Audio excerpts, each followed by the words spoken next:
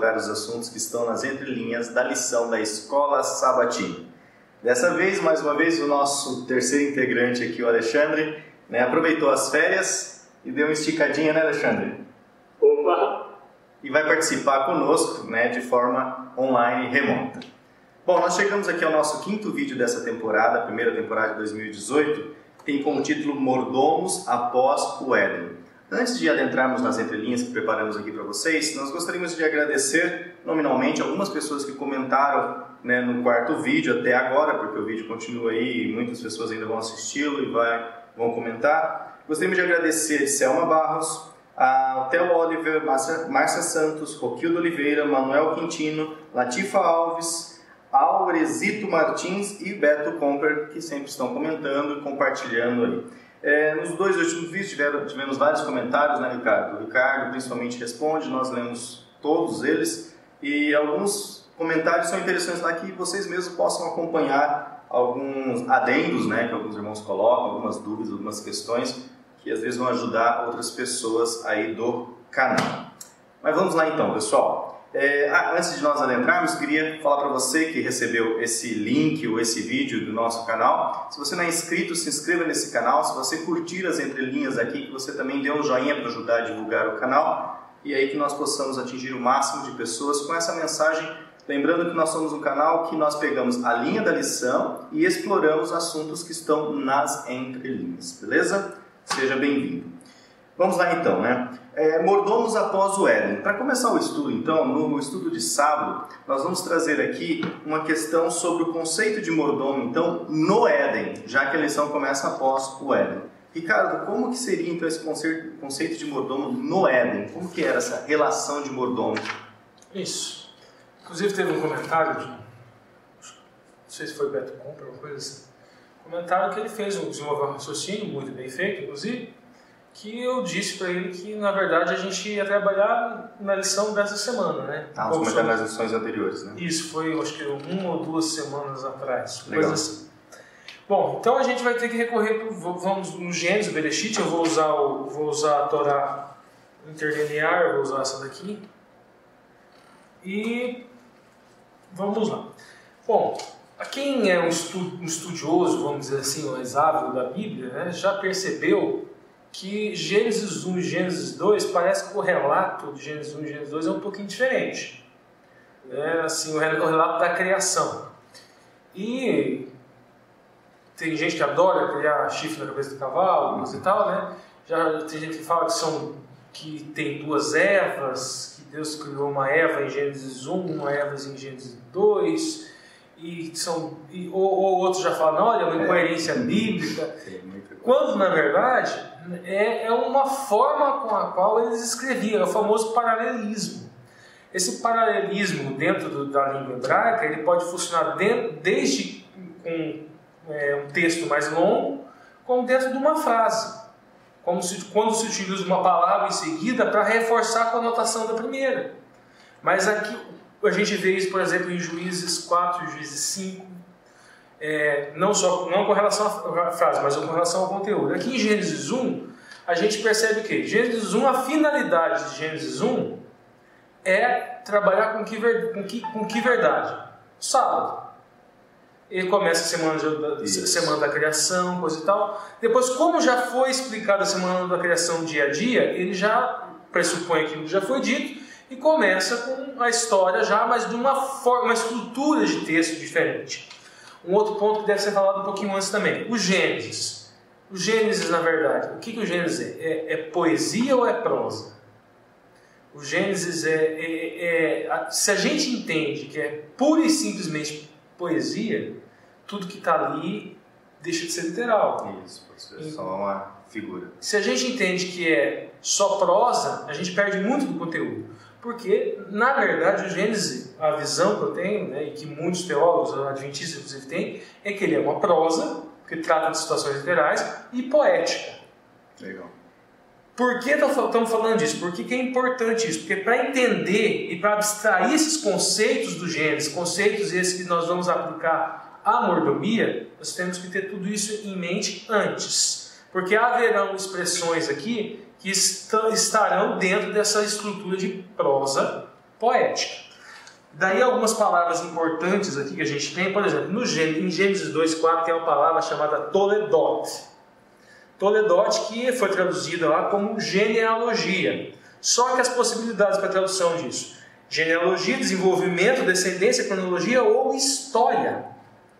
E faz mais sentido. Então veja bem, ele explica a semana da criação e depois ele passa Gênesis 2:4, esta é a história. E sempre tem uma nova fase da história, vem de novo essa palavra toledot. Aí a gente tem lá, e agora vamos lá e vamos abstrair esses conceitos. A gente tem um primeiro conceito aqui para o mordomo, Gênesis 2:7. Gênesis 2:7, a gente... 2:7. Vamos lá. Gênesis 2, aqui. E formou Yahweh Elohim, o homem, da poeira desse solo, e insuflou nas narinas deles alento de vida. Gênesis 2:7. Aqui a primeira palavra, esse formou aqui é o Yetzer. Deus formou o homem. Yetzer pode ser, que foi utilizado que formou, ele significa também instinto, temperamento, arbítrio, condição, mentalidade, pensamento, desígnio, impulso, obra, escultura, ídolo, vaso. Aqui faz um pouco mais sentido aquela expressão do oleiro fazendo o vaso. A cerâmica e a criatura. Mas eu vou pegar aqui a questão do impulso. Veja bem, Deus criou um mordomo, o Yetzer. E a gente vê lá no Gênesis 1, sempre que era criada uma coisa, se utilizava a expressão, ele dava uma avaliação. Bom, tov, em hebraico. E aqui ele forma o homem. E essa avaliação também é dada ao homem. E que expressão que se utiliza? Bom, tov. Então essa formação do homem foi o quê? Yetzer hatov.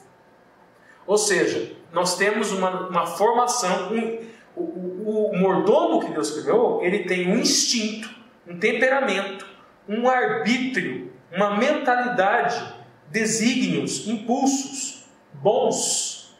Então esse mordomo criado no Éden, ele tinha o Yetzer hatov. Aqui daí a gente tem a questão da árvore do conhecimento do bem e do mal, né? Essa árvore do conhecimento do bem e do mal utiliza a expressão da'at, aí tem o tov e tem o hará. Então quando o Adão pega da árvore do conhecimento do mal, ele já tinha essa formação, o Yetzer hatov. Agora ele passa a ter o Yetzer hará, que é a tendência para o mal. Só que esse elemento não estava no mordomo criado por Deus. A gente tem agora outras expressões aqui do mordomo. A primeira expressão é Eved. Essa expressão é servo, escravo, empregado ou criado. O avod, que é o trabalhador. Mas veja outra possibilidade: servir, adorar, render culto e servir a Deus. Esses conceitos também fazem parte do mordomo de Deus. Então vamos lá, um outro ponto aqui. Nós estamos falando muito do homem e está faltando a esposa, né? Nós temos que inserir esse outro elemento para o mordomo, que está em Gênesis 2:24, que é Lassar Erhat.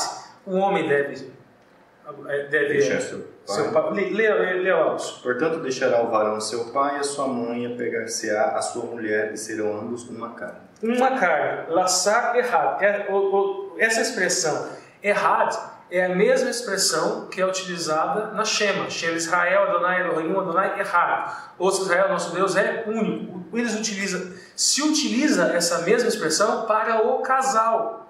O casal mordomo.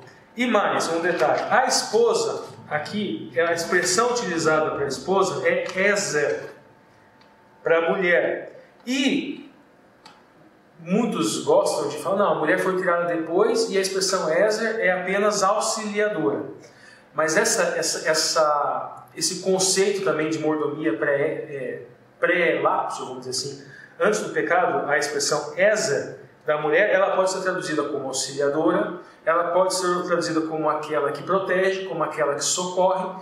E essa expressão Ezer, ela também na Bíblia, ela é utilizada para Deus. E ninguém, analisando esse termo hebraico, quando ele é empregado para Deus, ousa dizer que Deus ele é inferior ao homem porque ele o auxilia, porque ele o ajuda.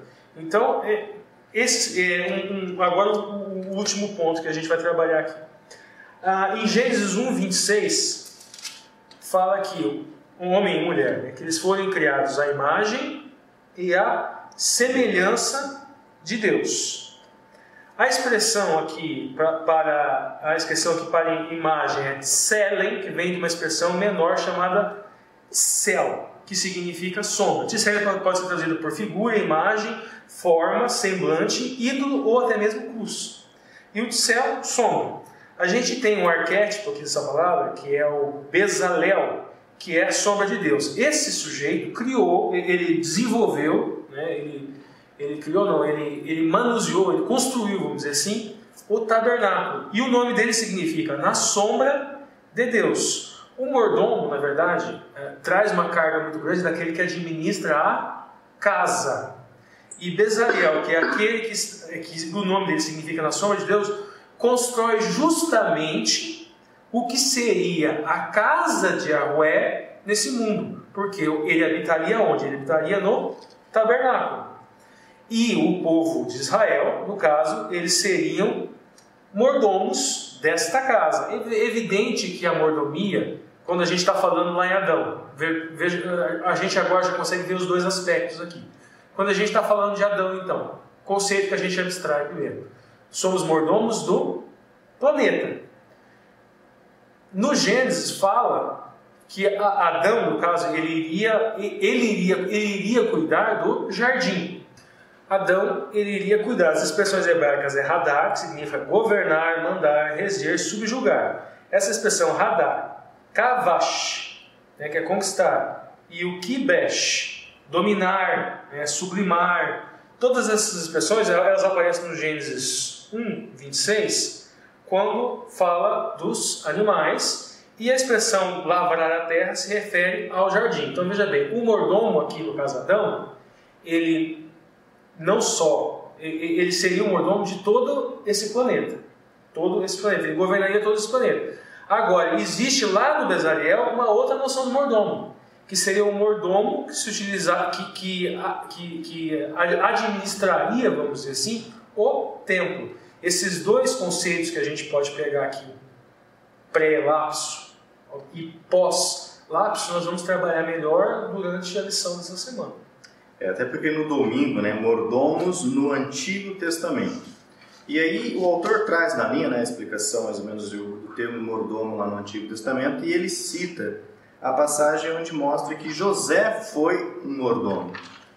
E o que nós queremos explorar aqui nas entrelinhas são justamente algumas palavrinhas, né, no hebraico principalmente, que na nossa linguagem não existe, ela é suprimida, que referencia determinados ícones, né, dessa história que envolve toda a história de José, e esses ícones que rodeiam José também são mordomos, é isso? Então? Isso, exatamente. Então assim, a história de José é muito interessante porque a gente pode fazer o seguinte paralelo.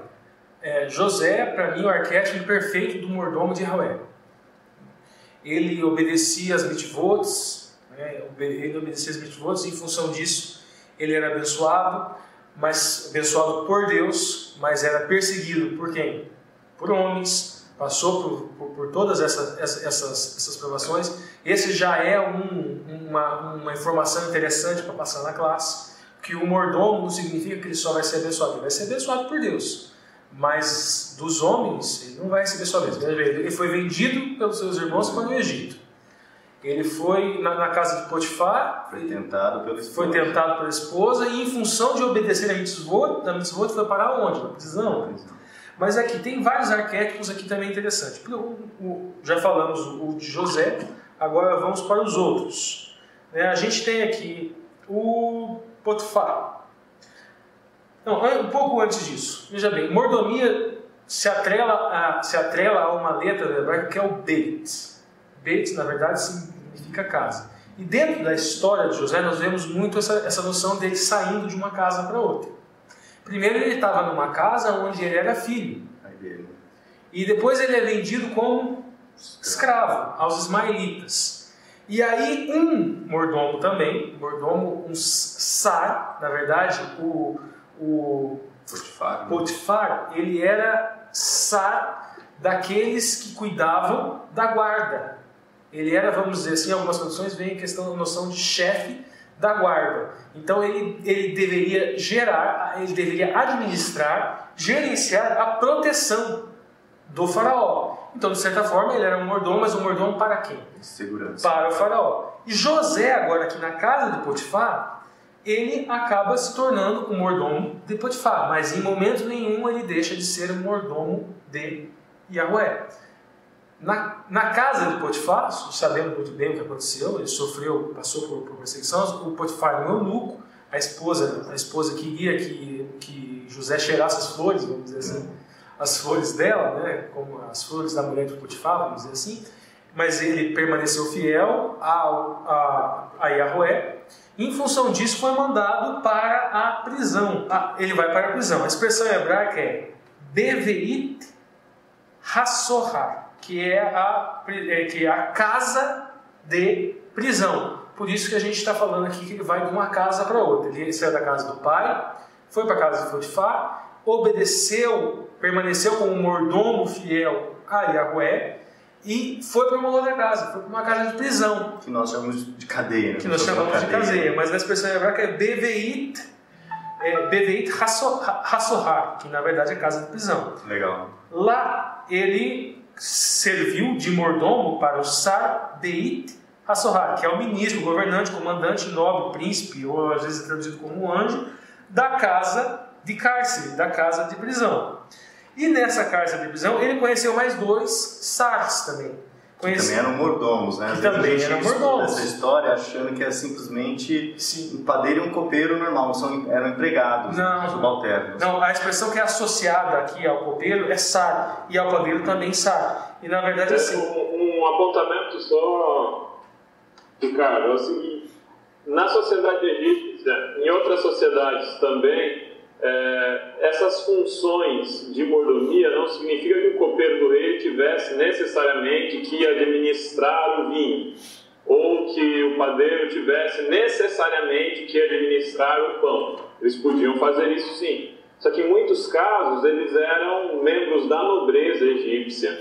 Mais para frente, nas sociedades medievais europeias mesmo, vai ter algo parecido. São membros da nobreza que têm uma função de Estado, uma função burocrática, uma função administrativa, que fazem parte da corte. Então eles permanecem na corte, junto ao faraó, junto ao governante, cuidam de uma pasta administrativa, cuidam de um determinado setor, mas eles não são pessoas comuns, não é um padeiro de uma padaria pequena que está fornecendo pão para o faraó. Isso, exatamente. Então vamos lá. É que o Sar Hasheyon, que no caso seria traduzido como copeiro, traduz simplesmente como copeiro, e o Sar Hayofim, que é aquele que cose, né, que cozinha, vamos dizer assim. E lá nessa casa de prisão conhece esses 2 Sars, que também seriam 2 mordomos, né, e obviamente, como a Alexandre falou, não pense no mordomo de engomadinho com uma bandeja servindo ao senhor, né, o patrão. Aí a gente tem, e lá ele permanece fiel, interpreta o sonho, todo mundo conhece a história, pode desenvolver essa história na classe, e ele se torna, obviamente, depois de tudo aquilo que acontece, todos vocês sabem, um shalit, que é um governador, governante, senhor ou chefe, que acima das decisões dele, apenas o trono do faraó, mas todas essas decisões seriam tomadas por ele. Como é que José atingiu esse posto? Sendo um mordomo fiel a Yahweh. Mas notem que ele foi abençoado, que aquela história foi abençoada no final da vida, mas muitos mordomos fiéis do Senhor, em muitos casos não acontece isso que aconteceu com José. José teve altos e baixos, mas no final ele se tornou um governante. Ele teve, vamos dizer assim, uma bênção do céu, do seu Senhor, de Yahweh, por ter sido mordomo fiel a Yahweh, e teve a do faraó, aqui na terra. Mas, por exemplo, Paulo foi morto, Pedro foi morto, todos eles eram mordomos fiéis. Então você não espere, você pode ter certeza que sendo mordomo fiel do Senhor, você vai receber bênção de Yahweh. Agora, do mundo não. E não vamos pensar que em função dessa história de José aqui, não, o mordomo fiel do Yahweh também vai receber a bênção do mundo. Nem Deus te pôs por cabeça, não por cauda, né? Isso, nem sempre.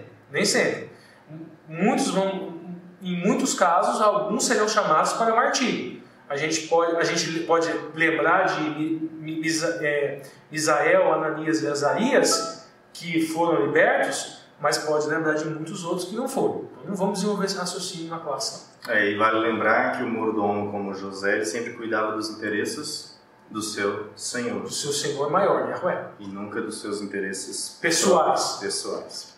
Avançando agora para a lição de segunda-feira, mordomos no Novo Testamento, né? E nós queremos aqui agora explorar simplesmente a passagem de Lucas 16, onde aparece a parábola do mordomo injusto, mordomo infiel. E é interessante porque, não sei se você tem a oportunidade, né? Espero que vocês tenham a oportunidade de ler. Leiam a parábola inteira antes de você passar a sua lição no sábado, para você ver que existe lá, principalmente no verso 18, parece, ele diz assim, parece que você não dá para entender se esse mordomo, se ele é injusto, mas ele parece que achou graça, ele foi chamado de prudente, como alguém, um mordomo que causou, né, fez algo que não é fiel, você é chamado de prudente. Isso, o Lúcio abre para mim lá Lucas 16, de 1 a 13, para a gente trabalhar um pouco melhor lá, porque o que acontece aqui? Primeira coisa que a gente tem que saber. Verso 8, eu falei 18. É do 1 ao 13, né? Isso. Do 1 ao 13. 16 do verso 1 ao 13. Primeiro eu vou trazer um pouquinho do contexto. O que acontece? Os fariseus aqui, eles chegaram para Jesus e começaram a reclamar porque publicanos e pecadores estavam se convertendo. E eles não perdoavam. Eles exigiam um julgamento. Eles queriam que aqueles pecadores, sob o ponto de vista deles, fossem julgados. Certo? E aí Cristo vem com essa parábola. Daí dá uma lidinha na parábola. E dizia também aos seus discípulos, havia certo homem rico, o qual tinha um mordomo. E este foi acusado perante ele de dissipar os seus bens. E ele, chamando, disse, que é isto que ouço de ti? Dá contas de tua mordomia, porque já não poderás ser mais meu mordomo. E o mordomo disse consigo, que farei, pois, que o meu senhor me tira a mordomia? Cavar não posso, de mendigar tenho vergonha. Eu sei o que hei de fazer, para que quando for desapossado da mordomia, me receba em suas casas. Verso 5.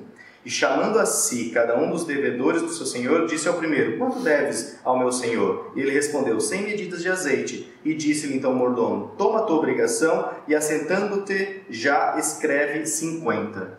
No verso 7, disse depois ao outro, e tu, quanto deves? E ele respondeu, 100 alqueires de trigo. E disse-lhe, toma a tua obrigação e escreve 80. E aí vem o verso 8. E louvou aquele senhor, o injusto mordomo, por haver procedido prudentemente, porque os filhos deste mundo são mais prudentes na sua geração do que os filhos da luz. Então veja bem. Estranho isso aqui. Não é estranho? É estranho. Porque tinham dívida com o patrão, ele pegou e abonou a dívida, cobrou menos e o patrão falou que ele tá certo. Foi prudente. Foi prudente. Antes é que ele, na verdade, era infiel.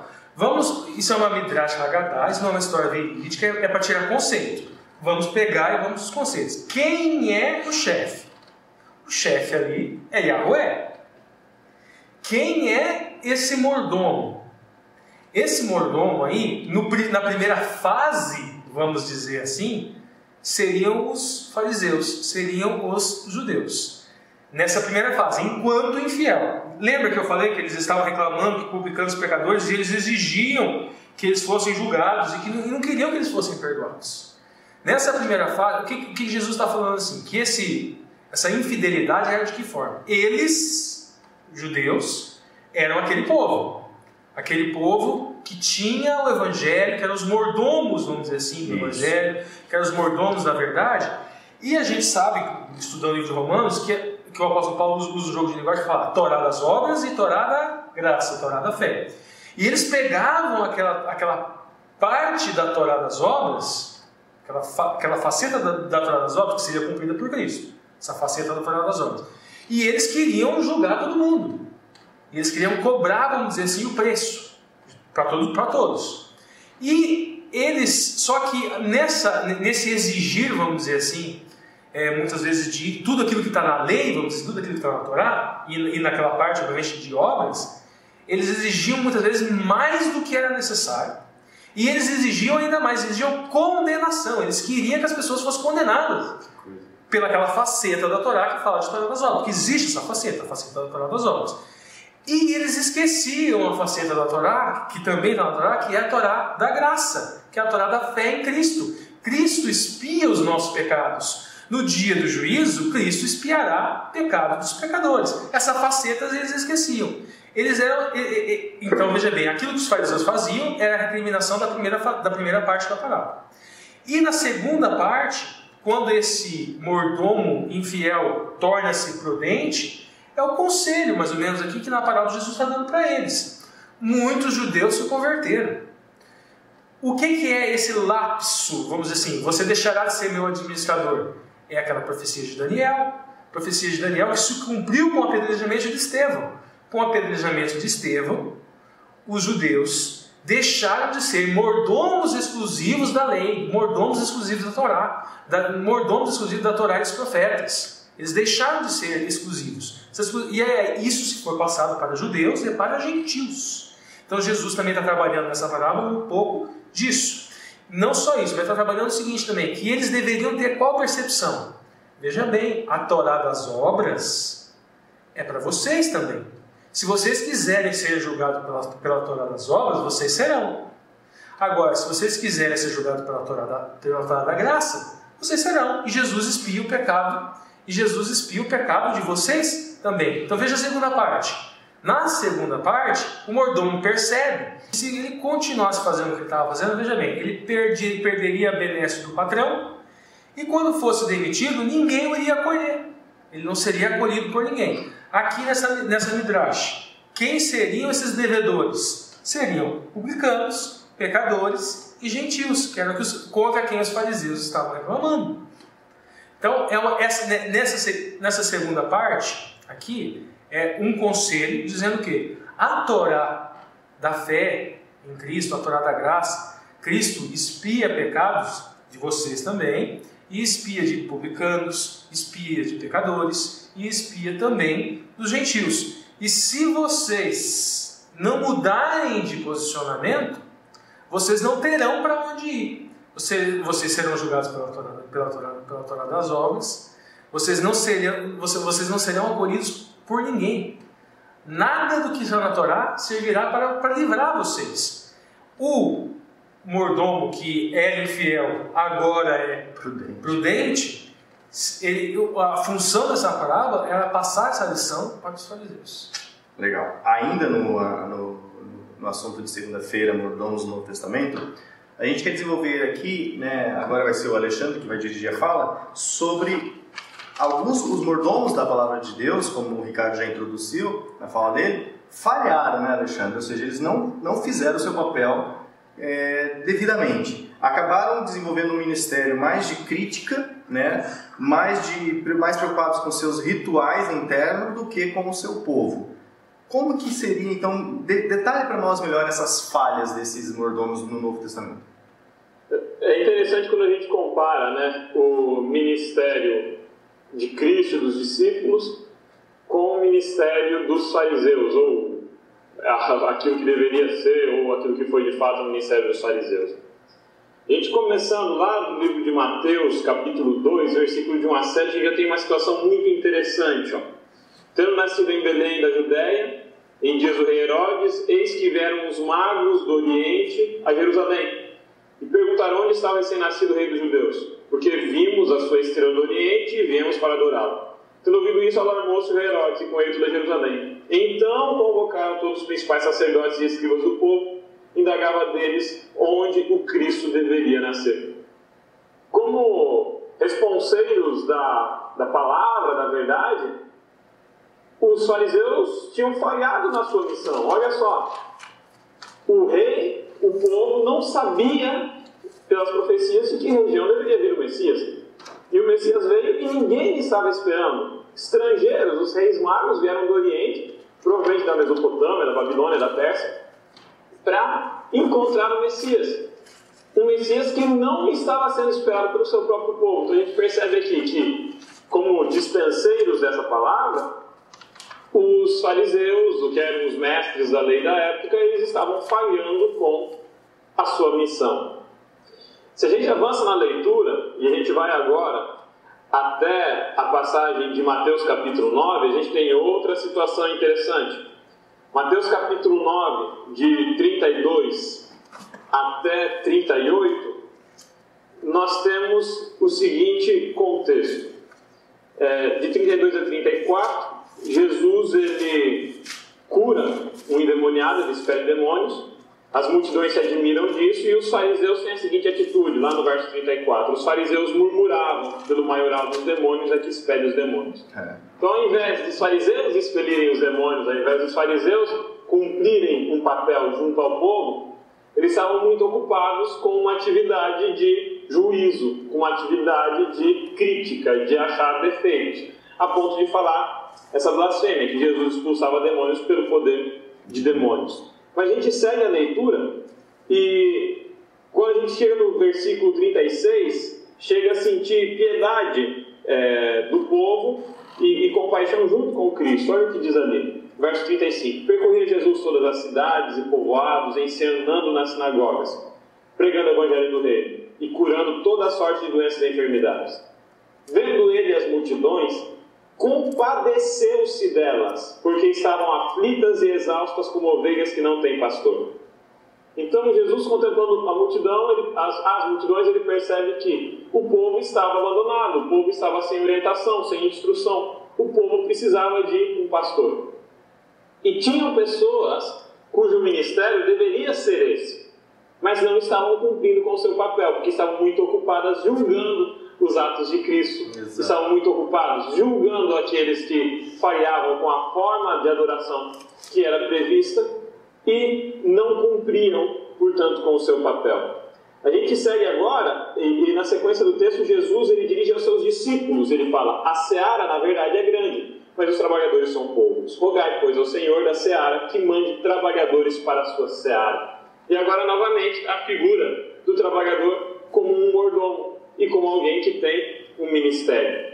No capítulo 10, na sequência da leitura, a gente tem Jesus enviando os seus discípulos e nomeando os 12 discípulos. Isso vai acontecer lá no capítulo 10, versículos de 1 a 4, ele nomeia os discípulos e ele oferece a eles um chamado e diz o seguinte, a partir do versículo 7. À medida que seguirdes, pregai que está próximo o reino dos céus. Curai enfermos, ressuscitai mortos, purificai leprosos, expelir demônios. De graça recebestes, de graça dai.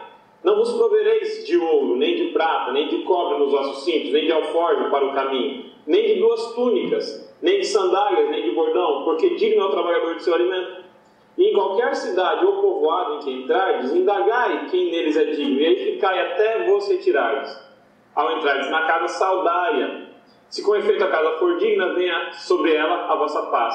Se porém não for, torne para vós outros a vossa paz. Se alguém não vos receber nem ouvir suas palavras, ao sairdes daquela cidade, sacudiu o pó de vossos pés. Então, Jesus está agora enviando os seus discípulos para uma missão. Eles receberam uma mensagem, eles passaram a atuar como mordomos desta mensagem. A gente vê na lição que mordomo não é apenas de algo material, mas pode ser de uma mensagem, de uma palavra, de uma verdade. Isso. E agora eles passam para cumprir esse ministério que deveria ter sido cumprido pelos levitas, pelos sacerdotes, pelos fariseus, e no qual eles haviam falhado.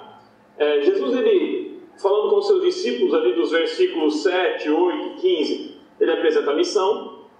Depois dos versículos de 16 até 23, Jesus explica em que condições eles fariam esse trabalho. E aí fala que eles seriam odiados, que eles seriam entregues para ser preso, que familiares iriam traí-los, que eles enfrentariam muitas dificuldades. Mas, a partir do verso 25, a gente tem ali encorajamentos. E é interessante porque, a partir do verso 25 e 24, diz assim: o discípulo não está acima do seu mestre, nem o servo acima do seu senhor.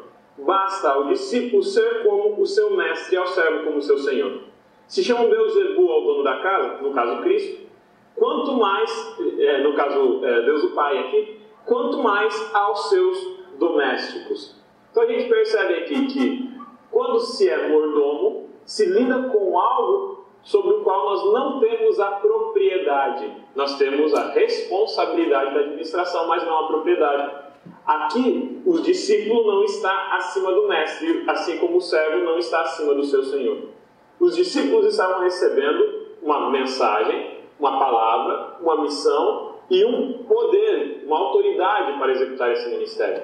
Mas toda essa autoridade, todas essas características, elas não eram inatas aos discípulos, mas eram de Cristo e outorgadas por Cristo aos discípulos para que eles cumprissem o seu ministério. A gente segue no versículo 24, então, muito interessante essa questão da relação com o Senhor. E no versículo 40, novamente essa ideia é retomada no texto, com os seguintes dizeres: quem vos recebe, a mim me recebe. E quem me recebe, recebe aquele que me enviou. Quem recebe um profeta no caráter de profeta, receberá o galardão de profeta. O justo, no caráter de justo, receberá o galardão do justo. E quem der a beber, ainda que seja um copo de água fria a um desses pequeninos, por ser este meu discípulo, em verdade vos digo que de modo algum perderá o seu galardão. E assim Deus, Jesus Cristo, despede os seus discípulos para que eles cumprissem o seu ministério. Mas, gente, a nossa leitura agora, e é a última passagem dessa primeira parte, em Mateus capítulo 12, de 1 a 8, nós temos uma situação muito interessante novamente. Esses discípulos, eles saem para o ministério, esses discípulos saem expulsando demônios, curando pessoas, atendendo este rebanho, que era o povo de Israel, que estava sem pastor, e pelo qual Cristo se compadeceu. A gente percebe que Cristo orou com os seus discípulos, pedindo que o Pai enviasse trabalhadores, enviasse ceifeiros, porque a seara era grande. E os próprios discípulos eram esses trabalhadores, eram esses ceifeiros. Se a gente segue agora, dentro do capítulo 12, a gente tem uma situação em que, passando Jesus e os seus discípulos por uma seara, eles entraram e começaram a colher espigas. Os discípulos eram aqueles que estavam cumprindo a função que caberia aos levitas, o ministério de pastorear o rebanho de Israel. E olha só qual que é a atitude que os fariseus tomam. Verso 2. Os fariseus, porém, vendo isso, disseram-lhes: eis que os teus discípulos fazem o que não é lícito fazer em dia de sábado. Então, além de não cumprir com o seu ministério, com o seu propósito, eles passam a criticar aqueles que estavam cumprindo, aqueles que estavam fazendo essa tarefa. Mas Jesus lhes disse: não lestes o que fez Davi quando ele e seus companheiros tiveram fome? Como entrou na casa de Deus e comeram os pães da proposição, os quais não lhes era lícito comer, nem a ele, nem aos que com ele estavam, mas exclusivamente aos sacerdotes? Ou não lê-se na lei que ao sábado os sacerdotes no templo violam o sábado e ficam sem culpa? Pois eu vos digo, aqui está quem é maior que o templo. Mas se vós soubesseis o que significa misericórdia quero e não holocaustos, não teríeis condenado inocentes, porque o Filho do Homem é Senhor do sábado. Nessa passagem, Jesus está fazendo uma crítica explícita aos fariseus. Problema, Ricardo? Não, esbarrei no microfone. Lúcio, editar a partir daqui, pode continuar direto. Pode editar? Espera aí, bebendo água. Vai. Então aqui Jesus faz uma crítica direta aos fariseus. A crítica é a seguinte: além de não trabalhar, vocês ficam preocupados com a aparência e não executam o seu ministério e criticam aqueles que estão executando. Não existe um ministério da crítica. Não existe isso de você ser mordomo da crítica, da oposição. A mordomia implica que você está administrando bens, talentos, em que você está administrando uma mensagem, em que você passa a atuar em um ministério. E isso é muito diferente de estar com um dedo de acusação, porque a gente sabe que a acusação compete ao acusador.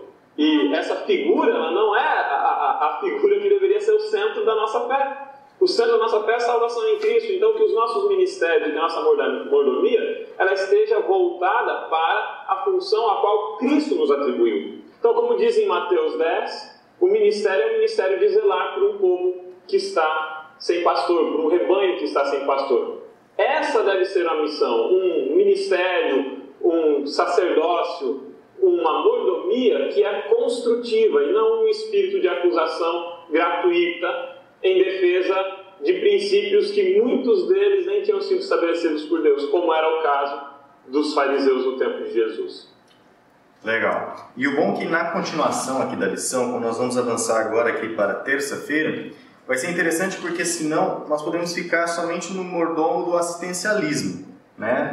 Vamos só cuidar dos pobres, das viúvas, mas na verdade nós vamos ter que mordomos dos mistérios de Deus. A lição na linha traz como um mistério de Deus, né, a esperança da glória em Cristo Jesus. Esse é um dos mistérios, né, que o autor nos traz. Pegando aqui em Deuteronômio 29, diz assim: as coisas encobertas são para o Senhor, nosso Deus, porém as reveladas são para nós e para nossos filhos para sempre, para cumprirmos todas as palavras desta lei. Eu pergunto para o Ricardo, quais são então esses mistérios de Deus que são dados aos mordomos de Deus? Então vamos lá. Primeiro, a gente Deuteronômio 29, Devarim, né? Ela tem uma paraxá específica, a paraxá Nitzvim, né? Ela faz parte das cerimônias judaicas, né? E a visão judaica é o seguinte, que Hanistarot, né, para eles, seria o mistério do sofrimento. É algo que estaria no futuro, mas que para eles é o mistério do sofrimento pelo qual o povo deles passou. E a gente vê na Torá, a Torá já previa isso. E o Ha-Niglot seria aquilo que estava presente a eles, no caso que era as mitvot, que seriam os mandamentos.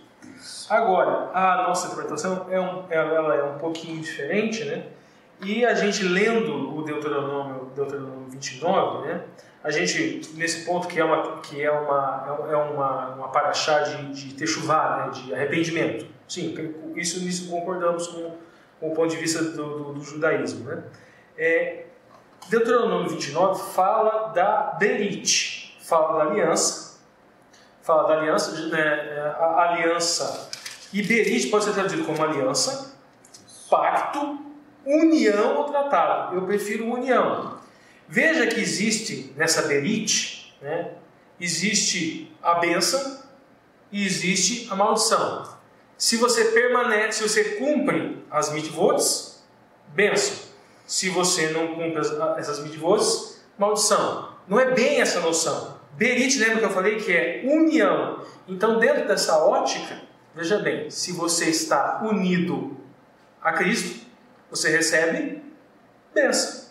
Se você não está unido a Cristo, você recebe maldição. Bênção de quem? Bênção do mundo? Não, bênção de Yahweh. Se você está unido a Yahweh, lembra da história de José que falamos agora há pouco. Se você está unido a Yahweh, você recebe as bênçãos de Yahweh. E essas bênçãos são maiores.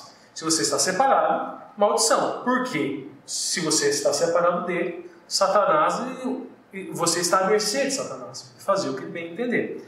Lembra que falamos que os mandamentos são um contrato de casamento?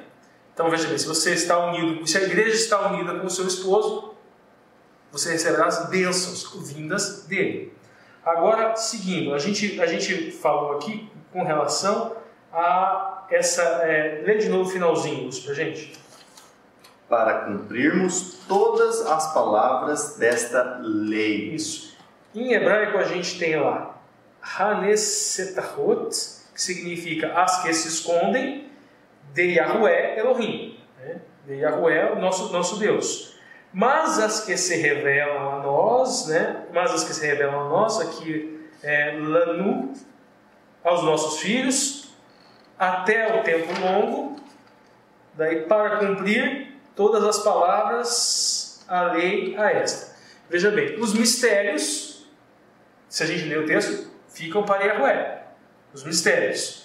Nós somos mordomos desse mistério. De que forma? Nós temos a compreensão plena de muitas coisas aceitamos por quê? Aceitamos pela fé, coisas que não se veem e coisas que ainda estão por acontecer, aceitamos pela fé. Então, nesse ponto, somos mordomos do mistério. De que maneira? Pela fé. Daquelas coisas que ainda não aconteceram, que não se veem. Agora, existem coisas que nos são reveladas. E o que são essas coisas que nos foram reveladas, que nós somos mordomos? Vocês com certeza já sabem que Apocalipse em grego significa revelar, descobrir, desvendar, retirar o véu.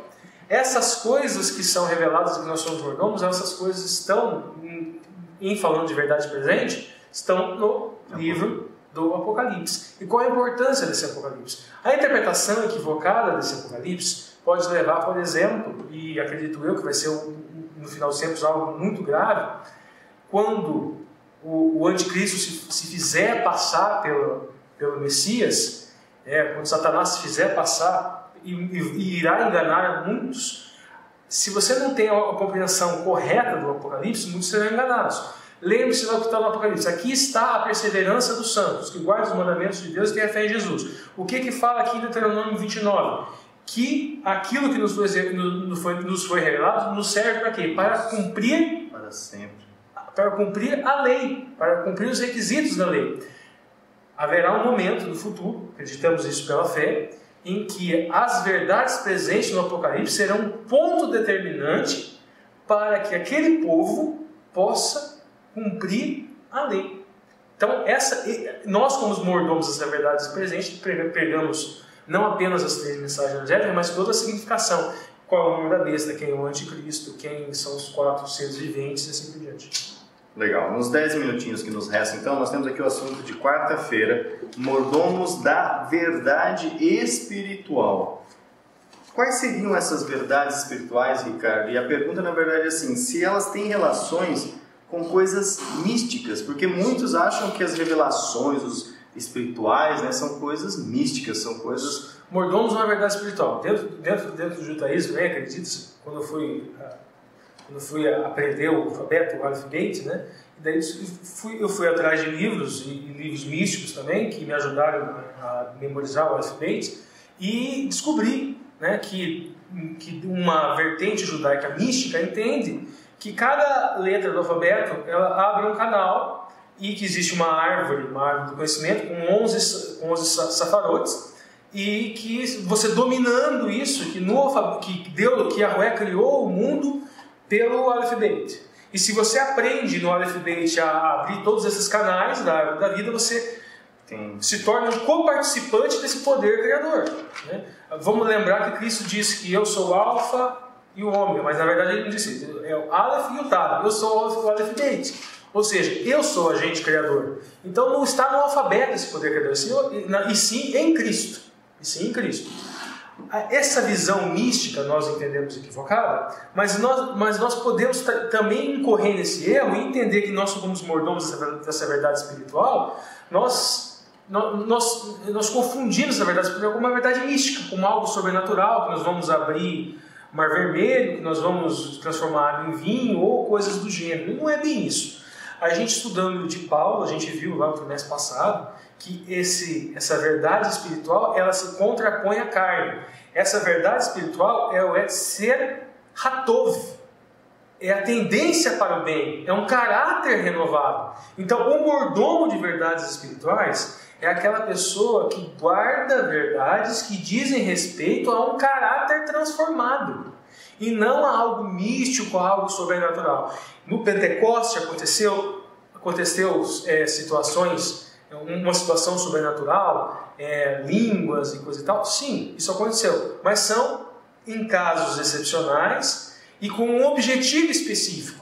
Não é algo que vai ficar ao nosso mercê no momento que a gente bem quiser. Eu quero atravessar um código, eu quero atravessar um rio num momento desbravador e eu vou usar algum poder místico sobrenatural. Que eu tenho a verdade espiritual em mim. Ou eu vou arriscar os meus desbravadores a um perigo porque Deus ele me deu essa incumbência e serei irresponsável pelos meus afazeres. Não é nesse sentido. Nós temos que confiar em Deus, mas mordomos de verdade espiritual diz respeito a caráter. Legal. E agora, caminhando já para os finalmente, né? Duas entrelinhas ainda nos restam. Na quinta-feira tem o título da lição Nossa Responsabilidade como Mordomos.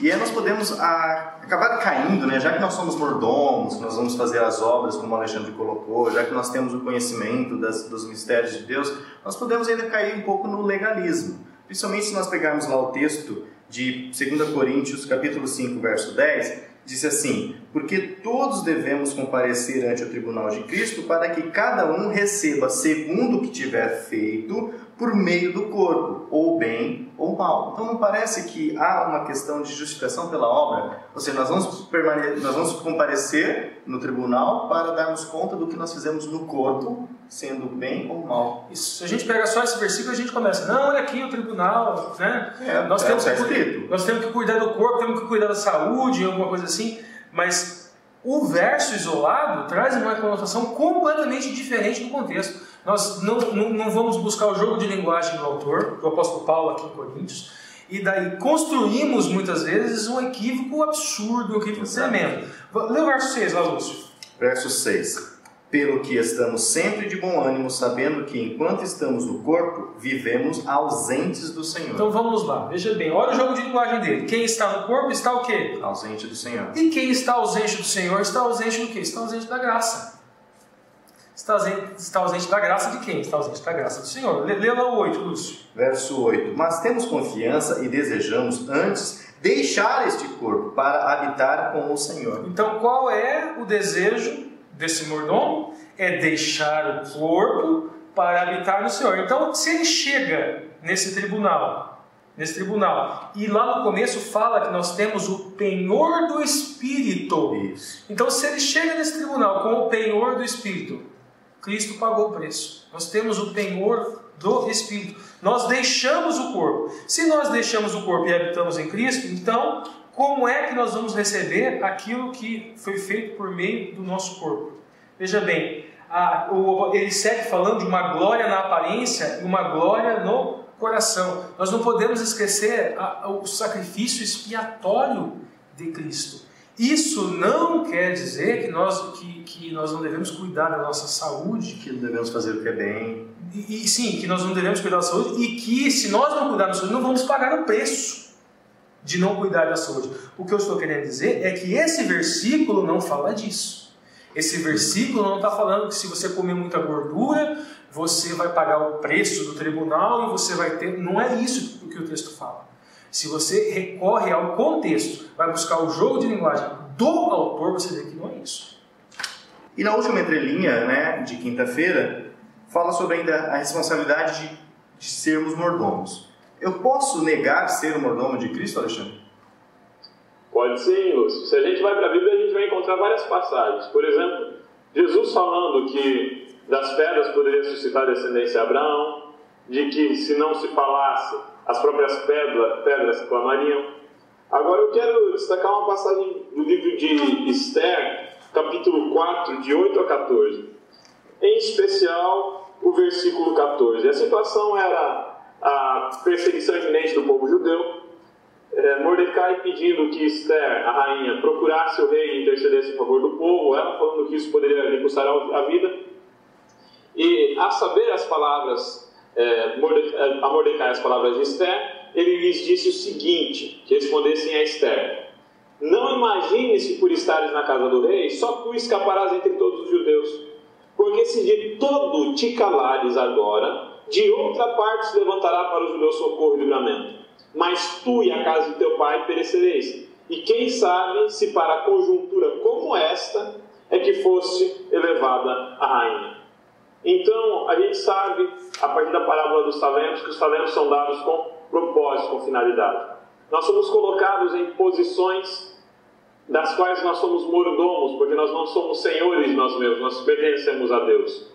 Se nós escolhermos renunciar a essa mordomia, e essa é uma opção, o resultado é que Deus encontrará outro caminho de realizar esse ministério. Mas nós é que perdemos. A mordomia, ela nos abençoa também. Ela nos torna instrumentos de bênção, mas ela nos é uma bênção. Abandonar a mordomia, renunciar a essa posição, é renunciar a uma posição de destaque, é renunciar a uma posição de honra, é enfim renunciar ao ministério que é o processo de amadurecimento da imagem de Cristo em nós, é o amadurecimento da nossa salvação e é o crescimento nosso em Deus, em Cristo Jesus. Essa renúncia é uma renúncia estúpida, porque ela nos aproxima do mundo, nos afasta de Deus e pode nos levar a cair da graça. Legal, Alexandre.